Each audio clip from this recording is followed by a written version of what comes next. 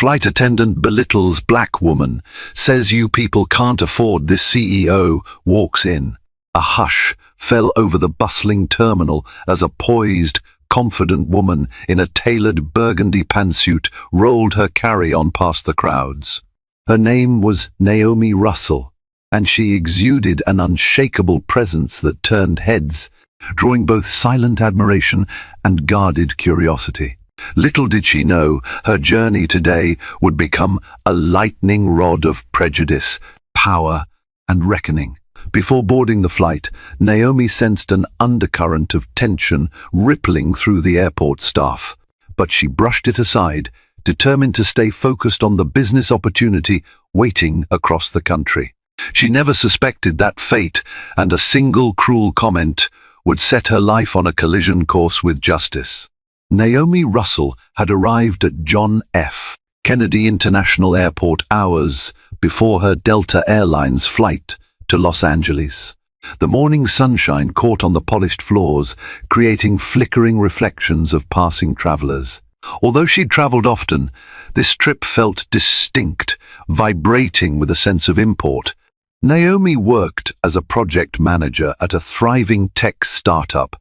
Her responsibilities involved forging partnerships, supervising expansions, and representing her company at conferences. On this particular occasion, she was headed to a critical West Coast meeting that could lay the foundation for a major collaborative deal. As she navigated the airport, every step crackled with quiet anticipation. Years of dedication had led to this moment. The venture capital group had asked for her personal presence to finalize negotiations for a lucrative round of funding. She was the perfect choice, calm under pressure, with an uncanny ability to tune out distractions. Meanwhile, in the quiet corridors of the airline's private offices, a different kind of energy brewed. Delta's CEO, Anthony Wilcox, was known for his unannounced visits to gauge the state of customer service. Today, he had decided to fly coach in secret, gleaning real feedback from everyday travelers. No one on staff, aside from a single confidant in senior leadership, had been informed of his presence. Naomi's mind wandered to her childhood in Newark. She remembered the cramped apartment with chipped paint walls and the constant roar of airplanes overhead. As a little girl, she used to stare at the sky, fascinated by the endless lines of white contrails. She would wonder what it felt like, gliding through the clouds, traveling to places so distant she could hardly imagine them. Her mother used to say, "Reach high, baby, and the skies will catch you." Those words were more than just encouragement. They were a promise. Over time, Naomi's ascension from a wide-eyed girl with humble beginnings into a self-assured professional felt like the realization of all those youthful dreams. Walking through the terminal, she noticed an older flight attendant at the coffee kiosk, smiling as she assisted a passenger. Naomi smiled to herself, recalling a time her mother had once cleaned airplanes for a living, dedicating countless overnight shifts in the hope her daughter would one day sit comfortably in first class. She purchased a latte and found a quiet corner by a tall window to review her notes. She needed to be sharp for the conference call she'd scheduled while waiting to board. The overhead speakers announced boarding for a flight to Miami. A family of 4 raced by, nearly toppling Naomi's luggage. "Sorry, ma'am," said the overwhelmed father, juggling a wriggling toddler. Naomi waved it off with a good-natured smile. Little moments like these reminded her that travel could be stressful, especially when kids were involved. She'd learned to adapt, remain patient, stay organized, and extend grace to others. By the time her phone chimed to remind her it was boarding time for Delta Flight 723 to Los Angeles, Naomi felt prepared and confident. She knew she'd reserved a first-class seat, an expense the company encouraged for this trip because it allowed her to work comfortably during the 5-hour flight. She headed to her gate, mentally rehearsing her proposal one last time. Gate 67B was flooded with people. A group of business travelers huddled around phone chargers, while a cluster of college students took turns napping atop their backpacks. A mother attempted to calm her crying baby, while a middle-aged couple admired postcards they'd bought. It was the typical airport tableau, yet Naomi felt a subtle tension pulsing beneath the mundane chaos. She noticed an anxious pair of eyes behind the check-in counter. The gate agent, a young man with a name tag that read Ethan, looked flustered. He kept glancing at someone behind him, a tall, statuesque flight attendant with a mane of sleek blonde hair. The flight attendant's name was Ariana Kent. The polite mask she wore seemed to slip whenever someone turned away. Her voice carried the clipped efficiency of a person used to commanding attention. But there was an edge to her mannerisms, a tightening of her jaw, a rolling of her eyes when she believed she was unobserved. Naomi set aside her observations, thinking it might just be pre-flight stress. She focused on her phone, scanning urgent text messages from her boss. Yet the uneasy feeling persisted. Sometimes gut instincts offer warnings that logic can't yet decode. Within minutes, boarding began for first-class passengers. Naomi calmly rose, retrieved her carry-on, and stepped into line. Ariana ushered the first batch of travelers down the jet bridge. At first, Ariana's greeting was smooth. "Welcome aboard," she chirped at a grey-haired man in a stylish business suit. Then she offered a bright smile and a nod to the next passenger, a well-dressed young woman in a crisp white blouse. Naomi approached, her ticket displayed on her phone. She smiled politely. Ariana's eyes flickered over Naomi's attire, a designer pantsuit, understated jewelry, then landed on the name on her screen. The transition was almost imperceptible. Ariana's lips twitched into a forced, tight-lipped grin. "Still," she said the standard lines. But Naomi detected a subtle ring of condescension. The contrast to Ariana's previous warmth with other first-class passengers caused Naomi to tense. She politely handed over her phone for verification, but Ariana seemed reluctant. Did Naomi sense a momentary glare of suspicion in Ariana's eyes? Possibly, but there was no time to dwell on it. Ariana stepped aside with a stiff, "Have a pleasant flight," ushering Naomi on board. Naomi breathed in, reminding herself that not every slight indicated deeper malice. People have bad days. This might be one for Ariana. Once on the plane, a flight attendant named Marcus helped Naomi stow her carry-on and locate her seat. His demeanor was the complete opposite of Ariana's warm, genuine, quick to assist. Naomi thanked him. Settling into 2A, she released a slow breath and tried to relax, letting the hum of the airplane's ventilation system soothe her. A few minutes later, the rest of the first-class cabin began to fill. A tall, athletic man took the seat next to Naomi, introducing himself as Roland. He explained he was a physical therapist traveling for a sports conference. Naomi found comfort in their easy conversation about traveling for work, especially in first class. Roland teased that once you went first class, it was hard to return to economy. Naomi nodded with a laugh. As the final boarding call approached, a hush spread through the first-class cabin. Ariana stepped forward, scanning the aisle, her gaze landing on Naomi and Roland. She made a visible show of adjusting her flight attendant's scarf and checking her manicure. There was something in her eyes, an undercurrent of disapproval, though it was fleeting. Naomi brushed off the impression and looked out the window. The day was too important to get mired in other people's negativity. Behind Naomi, a discreet man with salt and pepper hair slipped into seat 3C. He wore casual attire, blending in almost too well for a typical first-class passenger. This unassuming man was Anthony Wilcox, the CEO of Delta Airlines. He had wanted a ground-level perspective of his airline's operations, so he'd chosen a cross-country flight where no one recognized him. That anonymity gave him the freedom to observe. He leaned back, adjusting the baseball cap that partly concealed his face, and began to watch the cabin crew's interactions. The engines rumbled as the aircraft prepared for taxi. Ariana began the safety demonstration. Marcus, always bright-eyed, assisted politely. Passengers turned their attention to the front, though most frequent flyers only half listened. Yet Naomi felt Ariana's gaze linger on her again, even while Ariana spoke the memorized lines of the safety spiel. A darting look, a faint tightening of the lips, subtle gestures, but their repetition left Naomi uneasy. The plane lifted off the runway, climbing steadily into the sunlit sky.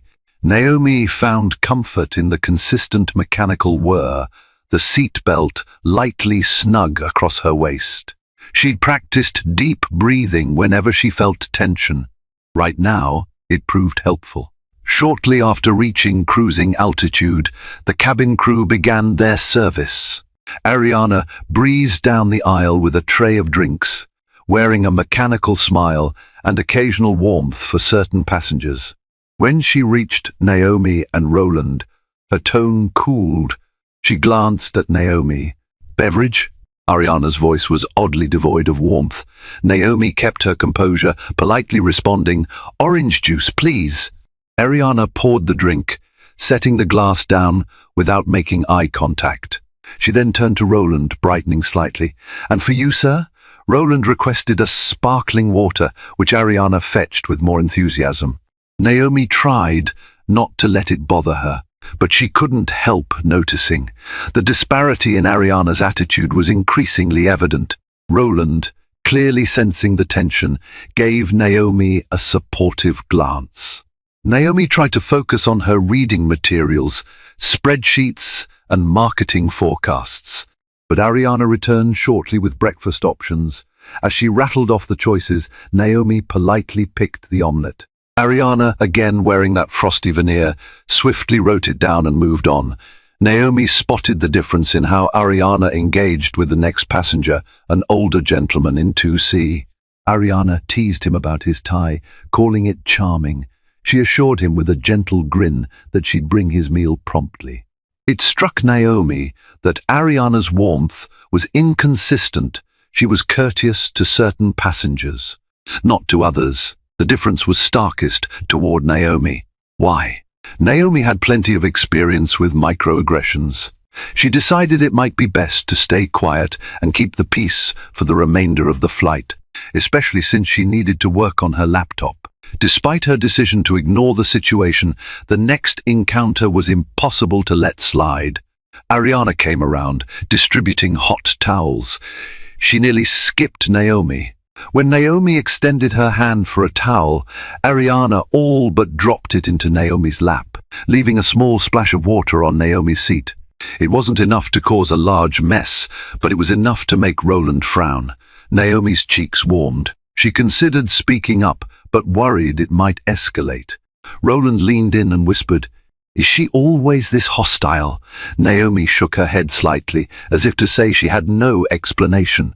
A middle-aged woman in the row across from them, wearing a black floral blouse, caught Naomi's eye. She too had witnessed Ariana's subtle antagonism. She offered Naomi a sympathetic smile. It felt like a silent show of support, a reassurance that Naomi wasn't imagining things.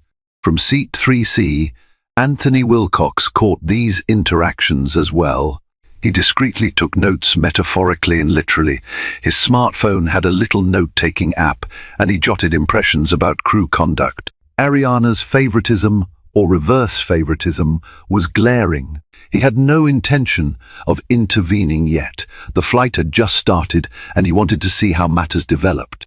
After breakfast service, the cabin lights dimmed for those wishing to rest. Naomi opened her laptop, adjusting the tray table to a comfortable position. She felt the swirl of negativity pushing against her focus. There was a big presentation waiting, and the last thing she needed was to get riled up over a flight attendant's rude behavior. Yet the tension in the cabin was mounting. Passengers began exchanging glances. Ariana's disapproving body language toward Naomi became more pronounced. At one point, Ariana asked Roland if he needed anything else. He politely declined. She asked Naomi the same, but in a monotone voice that made it clear she expected the answer to be no. Naomi replied with a slight smile.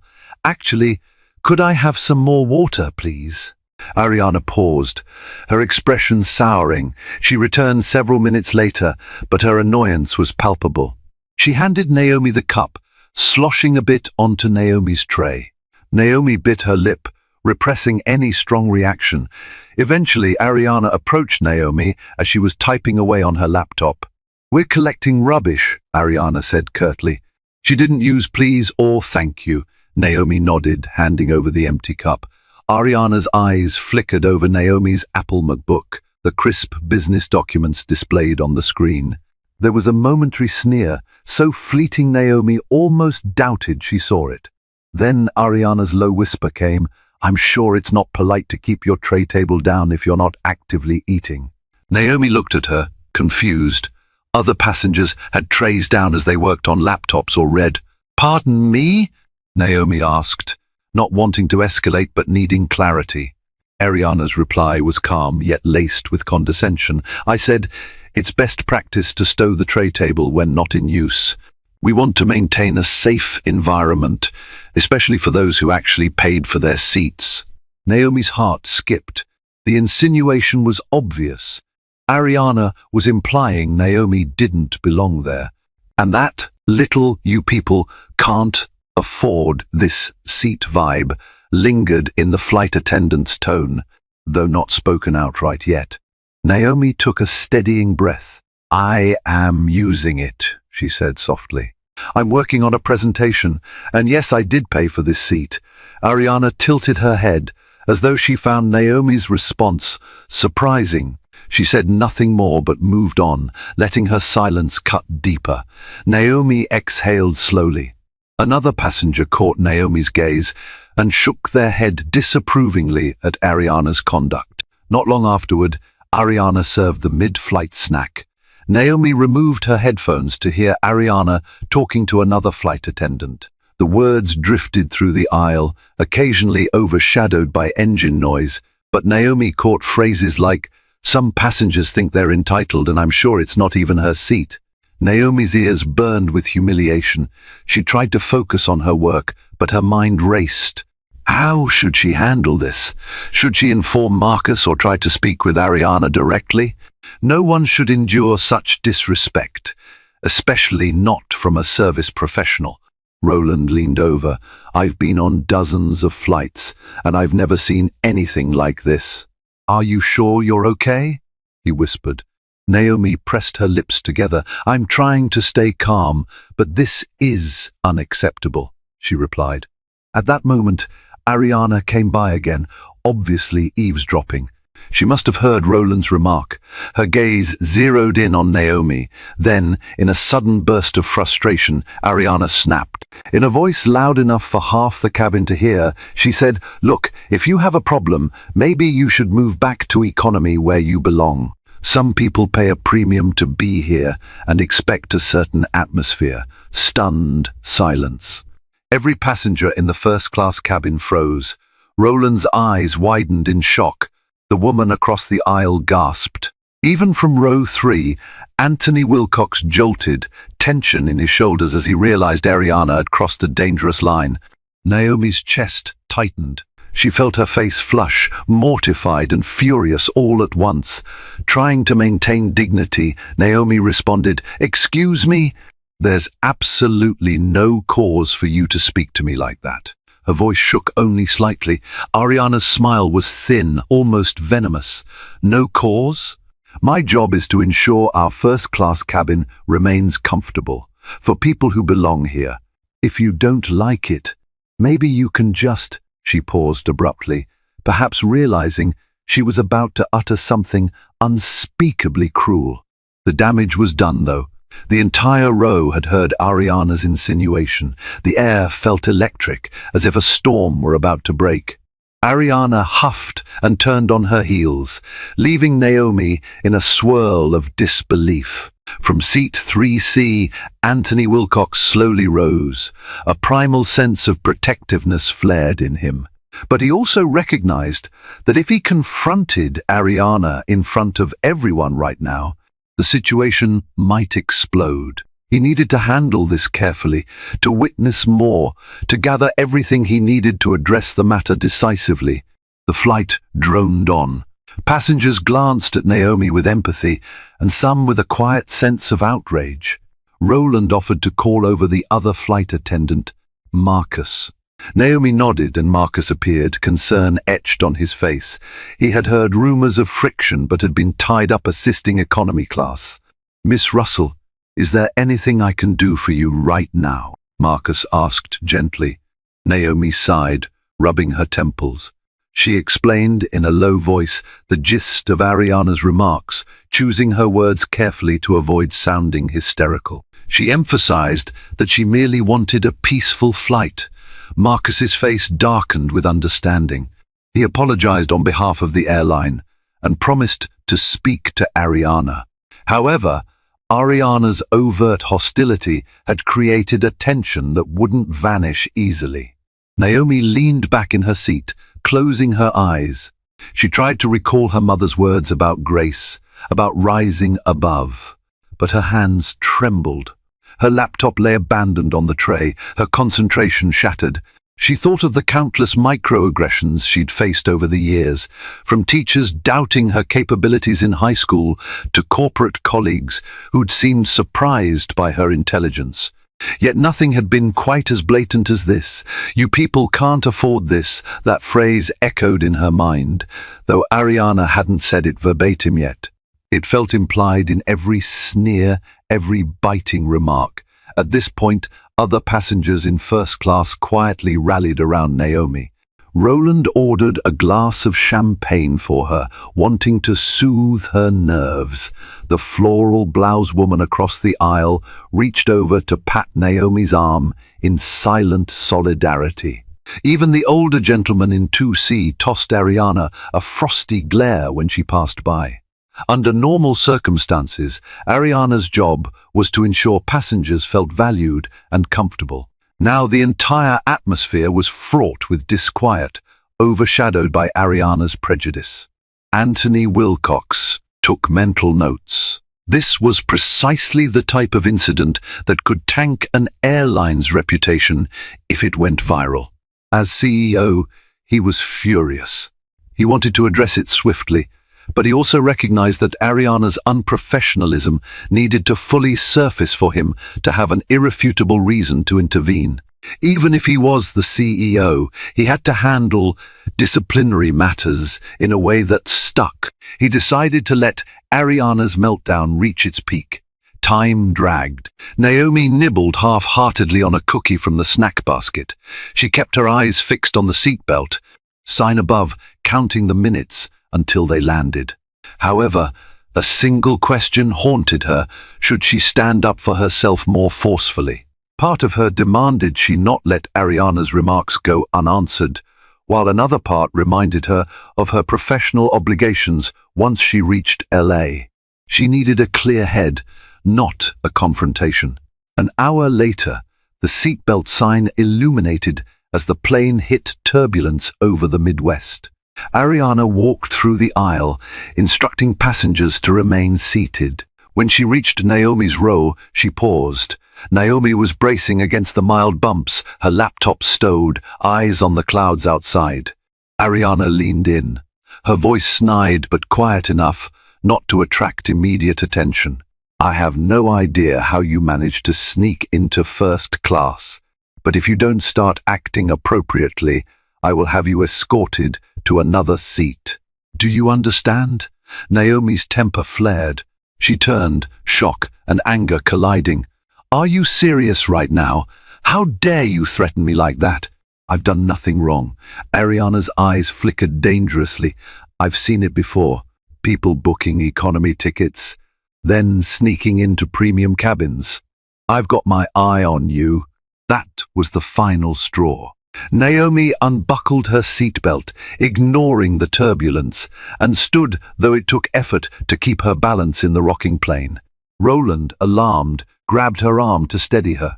Naomi locked eyes with Ariana.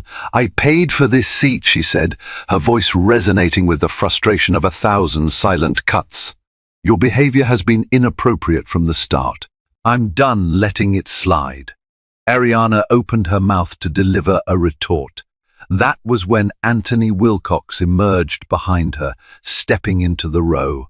He spoke in a calm but commanding tone. "Is there a problem here?"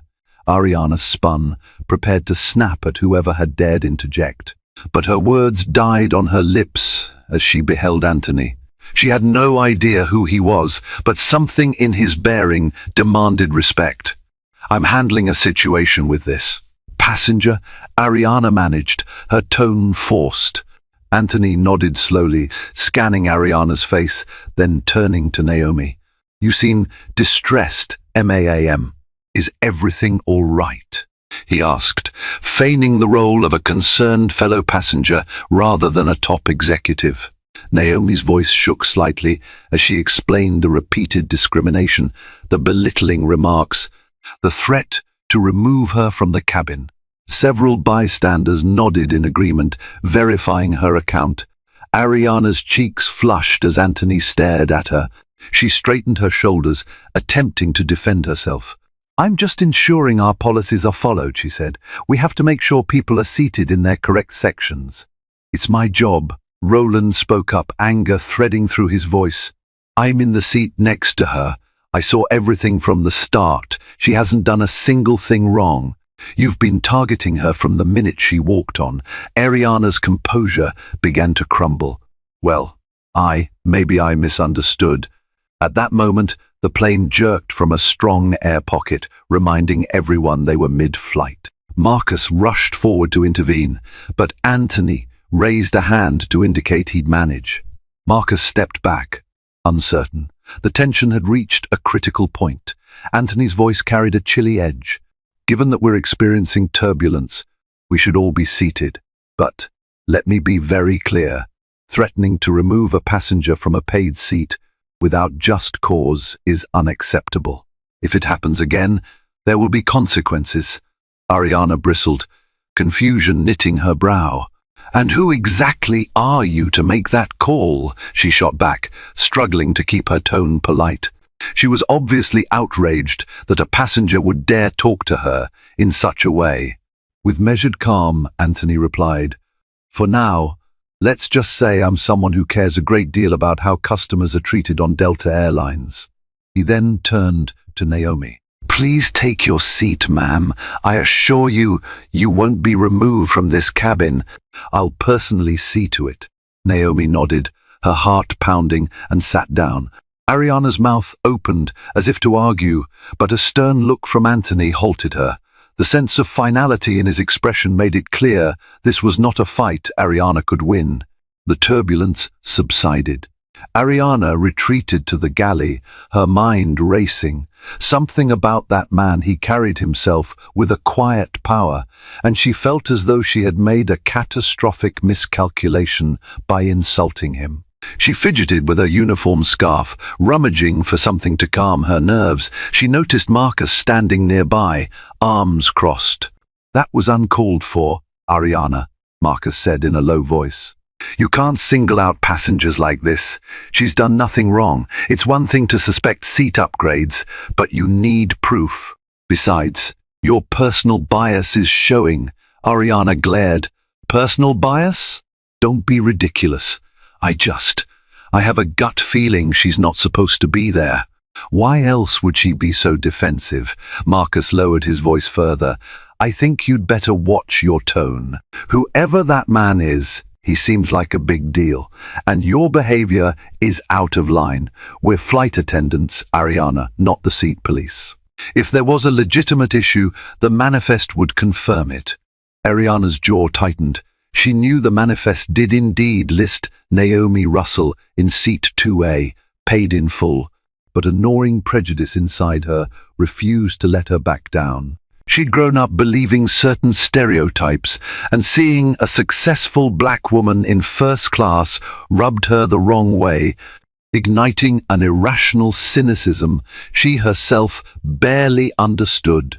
Ariana told herself it was about company policy or passenger fairness, but deep down, the uglier reality was that she just couldn't fathom a woman like Naomi legitimately affording the seat. Now, she sensed she'd awakened a hornet's nest, especially with that mysterious passenger scolding her as if he was in charge. In the galley, Ariana flashed back to her own struggles. She'd come from a small town in rural Texas, her parents scraping by with low-wage jobs. Determined not to live that life, Ariana had moved to a bustling city after high school, took out loans for flight attendant training, and clawed her way into a stable career. She'd endured belittling remarks from wealthy passengers for years. Perhaps, twisted by those humiliations, she now projected scorn onto anyone who didn't fit her mental image of a typical premium customer. But Ariana's anger masked a deeper insecurity. She felt a need to control the environment around her, to protect herself from being looked down upon ever again. In Naomi's confidence, Ariana perceived a threat. The professional, self-assured manner Naomi carried reminded Ariana of all the times she'd been made to feel small. Instead of empathizing, Ariana let bitterness guide her. Yet Ariana had reached a tipping point. She realized an entire cabin of witnesses had seen her meltdown. The consequences could be dire. She paced in the galley, eyes darting. Should she apologize to Naomi? Should she do damage control? Her pride bristled at the idea. "We'll land soon enough," she muttered to herself. "Maybe I can fix this before the flight ends." Meanwhile, Naomi sat stiffly, tears threatening to well up as the adrenaline wore off. She rarely cried, especially not in public, but the humiliation was overwhelming. The older gentleman in 2C leaned over, whispering his support and offering to vouch for her if she wanted to file a complaint. Roland gently patted her shoulder. Naomi nodded, murmuring her appreciation. She realized she wasn't alone in this. The entire cabin's empathy felt like a warm cloak around her. She also felt a seething sense of injustice. Maybe it wasn't just about her personal pride. Maybe it was about standing up against prejudice, so it didn't happen to the next person. As she scanned the cabin, her eyes briefly met Anthony Wilcox's. He nodded once, as if silently assuring her everything would be all right. Unable to focus on her work, Naomi shut her laptop. She tried to center herself. Through the window, the sun peeked from behind thick clouds. She watched them swirl below, mesmerizing in their ephemeral beauty. She thought about her mother's old adage, "Rise above." Naomi repeated those words internally, longing for the moment this ordeal would be behind her. An hour before landing, Ariana hesitantly returned to first class. She refilled passengers' drinks and offered lukewarm apologies if they seemed dissatisfied. When she arrived at Naomi's seat, she stiffened. "Do you want anything?" Ariana asked. Her voice clipped. Naomi considered responding but decided to remain civil. "I'm fine," she said, not meeting Ariana's eyes. There was no warmth, just an uneasy stalemate. Ariana moved on to Anthony Wilcox's row. "Anything for you, sir?" Ariana asked. He looked up, removing the baseball cap. In that instant, Ariana's eyes widened. Recognition flickered across her face. Anthony Wilcox, the CEO of Delta Airlines. The color drained from Ariana's cheeks. Anthony studied her for a moment, a stern expression etched on his features. "Yes," he said softly. "I'd like to talk with you after you finish your service." Ariana swallowed hard. She stammered a yes, of course. Then she hurried away, her mind whirling in panic. All the rumors she'd heard about Anthony Wilcox flashed before her. He was known for being fair, but uncompromising on issues of discrimination. Ariana felt a wave of nausea. She realized the gravity of what she'd done. The plane began its descent toward Los Angeles International Airport. Over the intercom, the pilot announced their approach and asked everyone to prepare for landing. Naomi buckled her seatbelt, tension coiling in her stomach. She was relieved the ordeal would soon be over, but also uncertain what might happen once they touched the ground. Anthony stood quietly, retrieving his carry-on from the overhead bin. He handed Marcus a business card and whispered something. Marcus nodded, comprehension lighting his face. Ariana lurked near the galley, scanning the cabin with a mixture of dread and resignation. As wheels touched down with a jolt, the entire plane gave a sigh of relief. Passengers began powering up phones, retrieving bags from overhead compartments, and exchanging final pleasantries. Naomi checked her phone, a barrage of emails, missed calls, and texts from her boss. She let out a long exhale, ready to step off this flight and refocus on her work. But fate had one more scene to play out. The seatbelt sign dimmed and passengers stood. Anthony Wilcox made his way to the front of the cabin, politely but firmly beckoning Ariana to join him at the jet bridge. Naomi, Roland, Marcus, and several other first-class passengers hesitated, curious. Ariana followed Anthony, her eyes downcast. At the threshold of the aircraft door, Anthony turned. "Ladies and gentlemen, if I could have a moment, please," he said, his voice calm but brimming with authority. Murmurs spread as passengers realized the man they'd seen was no mere traveler. Ariana's face went pale as Anthony addressed her in front of everyone, but especially in front of Naomi. A tense hush blanketed the first-class cabin as Anthony Wilcox cleared his throat, his gaze traveling slowly across the faces of stunned passengers.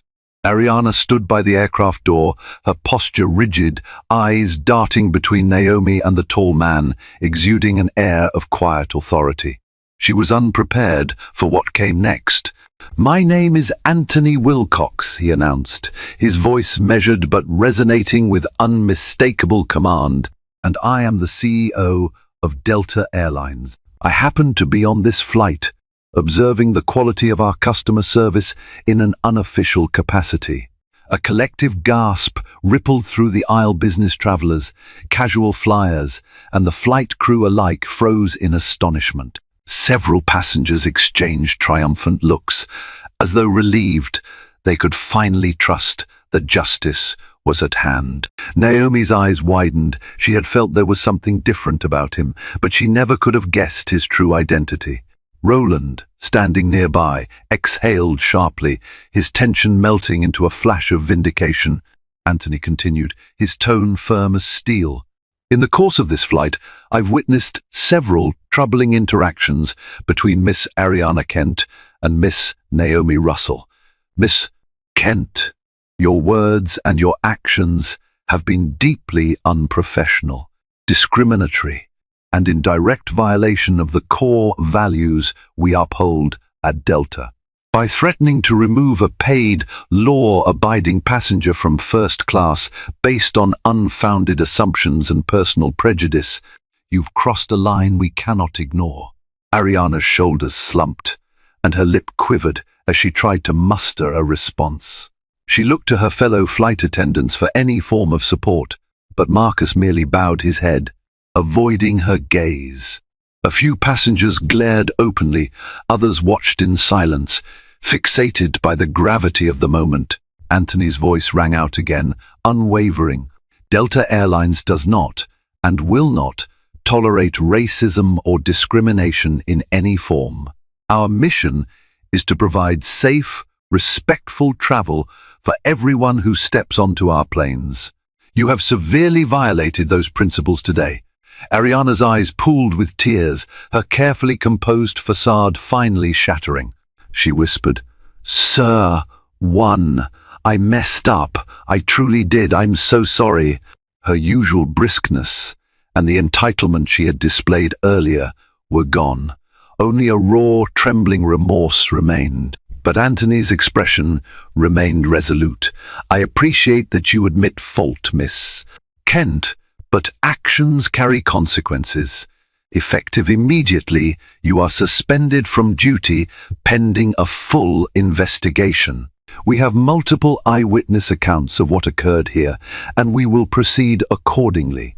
Ariana gasped, the color draining from her face. She looked around, desperately seeking a reprieve, yet she found no sympathetic faces. The older gentleman in 2C, who had witnessed her scornful comments, shook his head. A woman in a floral blouse discreetly slipped closer to Naomi, as if silently showing support. Marcus, standing a short distance away, exhaled and returned to focusing on disembarking procedures. Anthony shifted his attention to Naomi, stepping forward with composed empathy. Passengers parted to give him room. "Miss Russell," he began gently, "allow me to extend my sincerest apologies on behalf of Delta Airlines. No one should ever experience such demeaning treatment. We owe you much more than an apology, and I assure you the company will make every effort to address this incident swiftly and fairly." Naomi swallowed hard, a swirl of relief and lingering hurt making her voice tremble. "Thank you. I appreciate you speaking up," she managed. "I only wanted a peaceful flight and respect like any other passenger. You deserved far better than what happened here," Anthony replied, his tone warm but steady.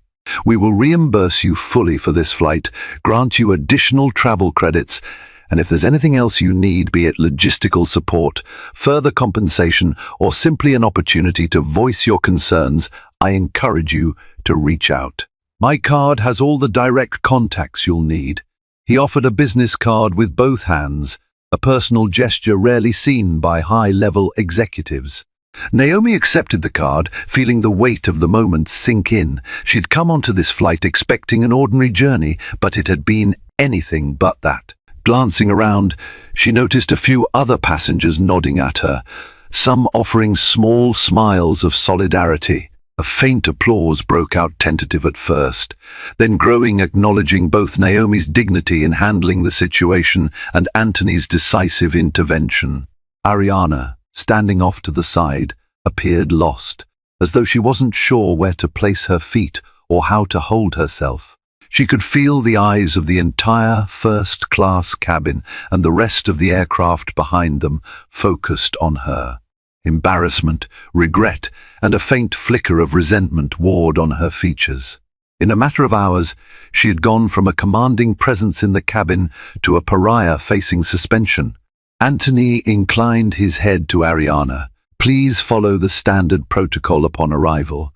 We'll have management waiting to speak with you." Tears finally spilled down Ariana's cheeks. She recognized that a single moment of bias and harsh words, repeatedly expressed, had undone years of effort she had invested in her career.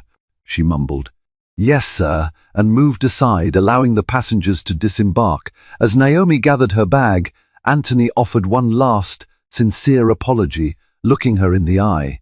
"We can't change what happened today, Miss Russell, but I give you my word that Delta will learn from it and do better." Naomi nodded, still reeling. "Thank you, Mr. Wilcox. That's all I can ask." With that, the flight's drama reached its poignant conclusion.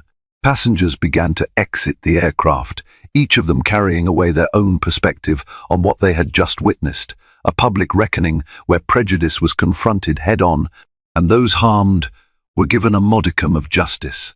The cabin door finally opened onto the bright corridor of the jet bridge, and the world beyond beckoned. The storm of tension remained palpable in the air, but Naomi walked away with her head high, vindicated, supported, and resolved to move forward.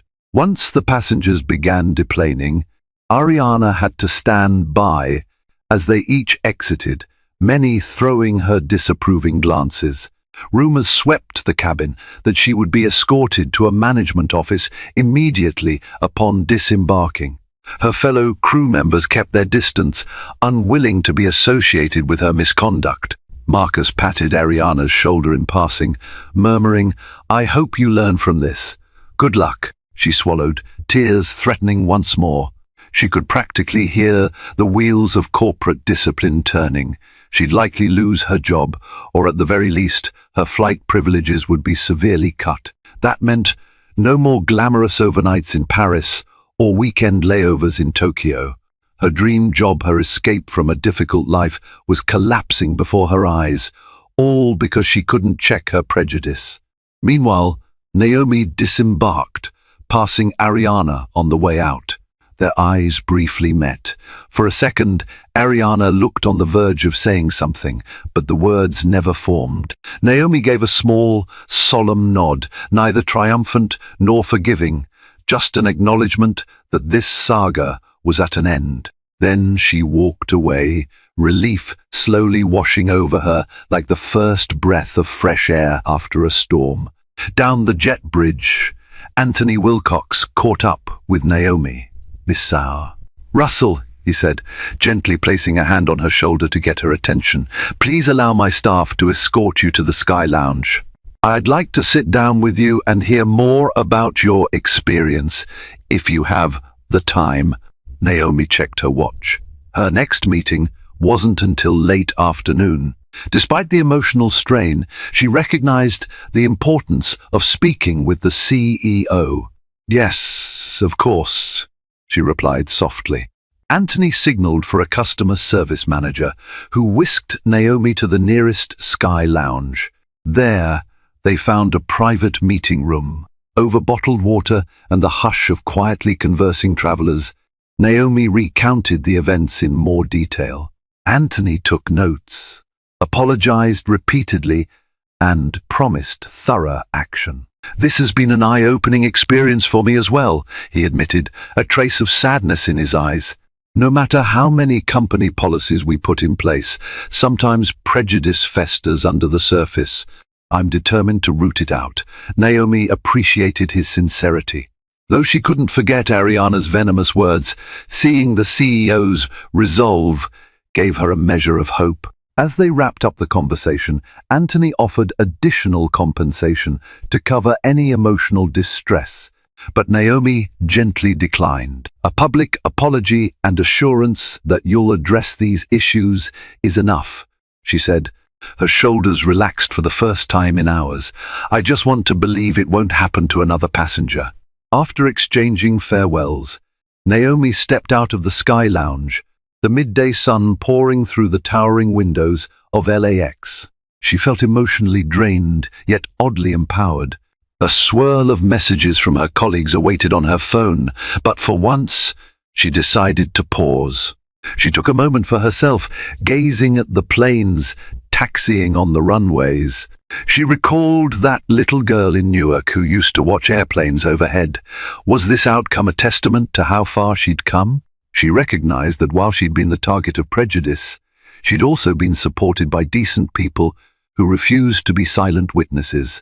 Roland, Marcus, the older gentleman in 2C, the floral blouse woman, even Anthony Wilcox, each had intervened or shown solidarity in their own way. Their actions reminded her that not everyone in the world was hateful or indifferent. Naomi then mustered her courage and hopped into a ride-share vehicle, heading to her crucial business meeting downtown. She refused to let Ariana's venom overshadow her hard-earned accomplishments. Naomi was resolute. She would walk into that conference with her head high, delivering a stellar presentation, forging new alliances, and continuing her trajectory of success. Ariana faced the music. Delta's disciplinary board opened a formal investigation. Witness statements poured in from first-class passengers, Marcus, and even the pilot, who heard about the confrontation from multiple sources. Ariana was put on indefinite leave. Her flight benefits were revoked pending the review. The union rep informed her that it would be extremely hard to protect her position given the severity of the allegations and the multiple eyewitness accounts. Haunted by regret, Ariana experienced her own personal unraveling. She spent sleepless nights replaying her actions, trying to parse how her prejudice had escalated into a full-blown meltdown. The day after the flight, she woke to find her phone inundated with calls from colleagues, each delivering a mixture of shock, pity, and scolding. People whispered that she might never wear the Delta uniform again. Days turned into weeks. The story leaked onto social media, where it spread quickly. Passengers who had been on the flight posted about the flight attendant who belittled a black woman. Some mentioned that the CEO himself had intervened. Ariana found her name trending briefly on Twitter, which sparked an avalanche of hateful comments toward her. Ironically, Ariana now experienced the sting of public scorn, a fraction of the humiliation she had inflicted on Naomi. Meanwhile, Naomi fielded requests for interviews from local news channels and online bloggers. She declined most, wanting to retain her privacy and focus on her work. The few times she spoke about it, she emphasized that while Ariana's behavior was abhorrent, the swift action taken by Delta's leadership was a promising sign that not all institutions tolerated bigotry. That balanced perspective garnered her respect. In a final blow of karmic irony, Ariana's suspension eventually turned into a termination. Without her job, she faced mounting bills. Her illusions of a high-flying lifestyle crumbled. She tried to apply for positions at other airlines, but the references she received were lukewarm at best. The entire fiasco followed her like a dark cloud. She moved back to her hometown temporarily, grappling with the consequences of her choices. In quiet moments, she admitted to herself that her prejudice had cost her everything she'd worked for. Life, however, continued for Naomi Russell. The meeting in Los Angeles went phenomenally well. Her poised delivery and unwavering confidence impressed the venture capitalists, leading to a substantial investment in her company. The board recognized her exemplary negotiation skills, and soon Naomi was named Director of Strategic Partnerships. She leveraged her new position to push for inclusivity within her own corporate culture, ensuring employees from all backgrounds felt seen and valued. Weeks later, she found herself preparing for another trip, this time to a European tech conference in Berlin. She debated whether to fly Delta again, but eventually chose to, partly because she believed in the changes Anthony Wilcox had promised. Sure enough, her next Delta flight experience was a complete 180. From check-in to landing, the staff was courteous and professional. Naomi boarded, uncertain if any flight attendants recognized her from the viral story, but even if they did, they showed no sign of it. She settled into her seat again, in first class, and felt a sense of peace. During that flight, Naomi reflected on the cyclical nature of karma. Ariana had tried to belittle her, to reduce her worth, but in doing so, Ariana had only accelerated her own downfall. Naomi realized that standing up for herself, albeit under extraordinary circumstances, had also shined a light on a broader issue within the airline industry. She hoped other airlines would follow Delta's lead in addressing discrimination swiftly and transparently.